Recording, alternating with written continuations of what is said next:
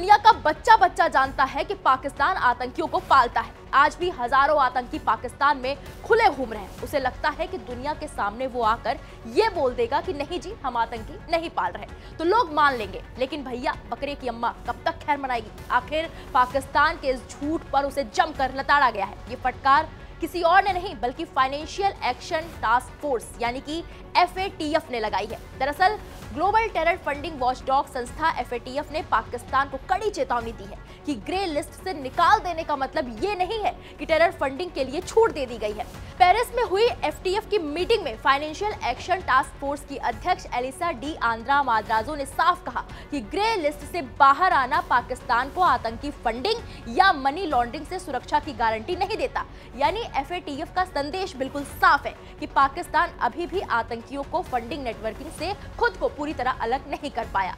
उनके इस बयान ने पाकिस्तान के झूठ से पर्दा हटा दिया है, क्योंकि पाकिस्तान बार बार ये दावा करता है कि उसे FATF ने ग्रे लिस्ट से इसलिए बाहर निकाला क्योंकि उस पर कोई आतंकियों के साथ होने का आरोप नहीं है। अब बात कर लेते हैं कि FATF ने और क्या कुछ कहा है। माद्राजो ने कहा, कोई भी देश जो ग्रे लिस्ट में है या फिर ग्रे लिस्ट से बाहर भी है, वो अपराधियों आतंकियों के लिए फंडिंग का इंतजाम करने के लिए बुलेट प्रूफ नहीं है। इसका मतलब साफ है कि किसी भी देश के लिए ग्रे लिस्ट से बाहर निकलना ये नहीं दिखाता कि वो आतंक या मनी लॉन्ड्रिंग जैसे अपराधों से सुरक्षित हो गया है। पाकिस्तान अभी भी एशिया पैसिफिक ग्रुप की निगरानी में है और उसे वित्तीय पारदर्शिता और आतंक फंडिंग पर कंट्रोल की कोशिश करनी होगी। अब आपके मन में ये सवाल उठना जायज है कि FATF ने पाक को ये चेतावनी क्यों दी? क्या उसकी कोई कंप्लेन हुई थी या फिर कोई और वजह है? तो बता दें कि हाल ही में कई अंतर्राष्ट्रीय रिपोर्टों में यह दावा किया गया कि पाकिस्तान में बैठे जैश-ए-मोहम्मद जैसे आतंकी संगठन फिर से फंड जुटाने में सक्रिय हो गए हैं। बताया गया कि वो डिजिटल पेमेंट प्लेटफॉर्म्स और ऑनलाइन वॉलेट्स के जरिए पैसे इकट्ठा कर रहे हैं, और वो भी आतंक के प्रशिक्षण शिविरों के लिए।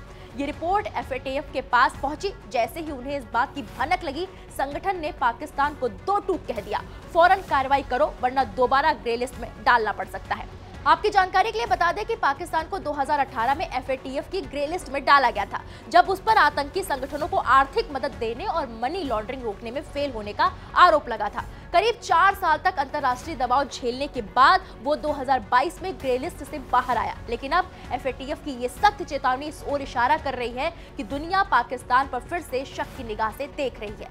अगर पाकिस्तान ने अपने सिस्टम में सुधार नहीं किया तो उसे फिर वही अंतर्राष्ट्रीय आर्थिक लगाव झेलना पड़ सकता है जैसे पहले हुआ था, यानी कि उसे फिर से ग्रे लिस्ट में डाला जा सकता है। अब आपके मन में ये भी सवाल उठना जायज है कि FATF की ये रिपोर्ट क्यों अहम है। अगर FATF किसी देश को हाई रिस्क घोषित कर दे तो उस देश में विदेशी निवेश, बैंकिंग और अंतर्राष्ट्रीय लेन देन पर तगड़ा असर पड़ता है। इसलिए पाकिस्तान FATF की नाराजगी झेलने से बहुत डरता है, क्योंकि इससे उसकी कमजोर अर्थव्यवस्था पर और भी चोट पड़ सकती है।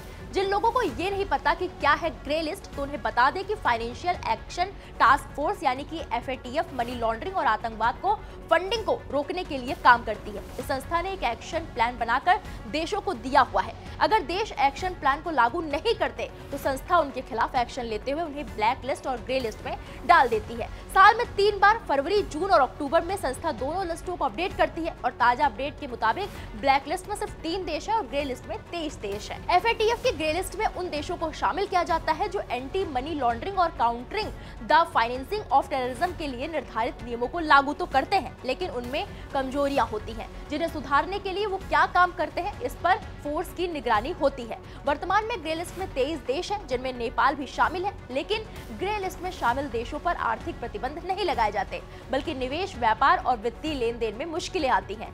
वहीं अगर ब्लैक लिस्ट की बात करें तो ब्लैक लिस्ट में उन देशों को शामिल किया जाता है जो एंटी मनी लॉन्ड्रिंग और काउंटर टेररिज्म फाइनेंसिंग के लिए निर्धारित मानकों का पालन नहीं करते हैं।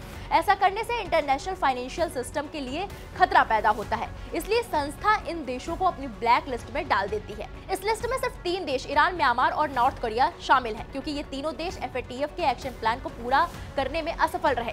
ब्लैक लिस्ट में नाम आने के बाद देशों पर आर्थिक प्रतिबंध, व्यापार, बैंकिंग और वित्तीय लेन देन पर कड़े प्रतिबंध लगाए जाते हैं। वैश्विक बैंक इनके प्रस्ताव को टाल देते हैं। FATF अपने सदस्य देशों को ब्लैकलिस्ट में शामिल देशों के खिलाफ काउंटर मेजर्स अपनाने की सलाह देती है। फिलहाल आप FATF की चेतावनी पर क्या कहेंगे जो पाकिस्तान को मिली है, उसे हमें कमेंट बॉक्स में जाकर जरूर बताएं।